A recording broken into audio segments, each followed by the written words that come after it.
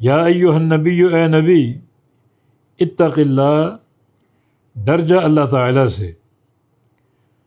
نبی تو اللہ تعالیٰ سے ڈرتے ہی ہیں، تو اس کا معنی تقوی پر دوام اختیار کرو، تقوی پر ہمیشگی اختیار کرو۔ کوئی دن ایسا نہ آئے یا کوئی لمحہ ایسا آپ کی زندگی میں نہ آئے کہ وہ لمحہ تقوی کے بغیر گزرے۔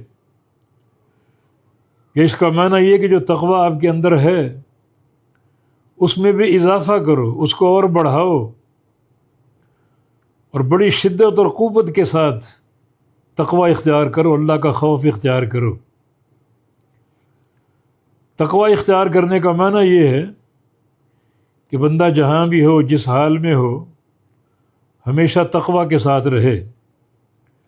جیسا کہ نبی علیہ السلام کی حدیث ہے، اتق اللہ حیث ما کنت، کہ تو جہاں بھی ہو تقوی کے ساتھ رہ۔ یعنی سفر ہو تو تقوی کے ساتھ رہو، حضر ہو تو تقوی کے ساتھ رہو، گھر میں ہو تو تقوی کے ساتھ رہو، بازار اور منڈی میں اور کاروباری مرکز میں ہو تو تقوی کے ساتھ رہو، مسجد میں ہو تو تقوی کے ساتھ رہو۔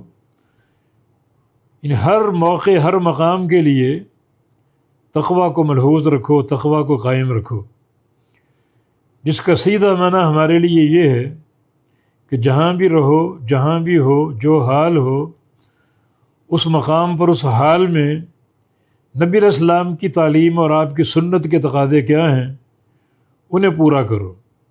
آپ سفر میں کیسے رہتے تھے، حضر میں کیسے رہتے تھے، بازار میں کیسے رہتے تھے، مسجد میں کیسے رہتے تھے، گھر میں کیسے رہتے تھے، ہر مقام، ہر موقع کے لیے آپ کی تعلیم موجود ہے، سنتیں موجود ہیں، اور آپ کا طریقہ مبارکہ موجود ہے۔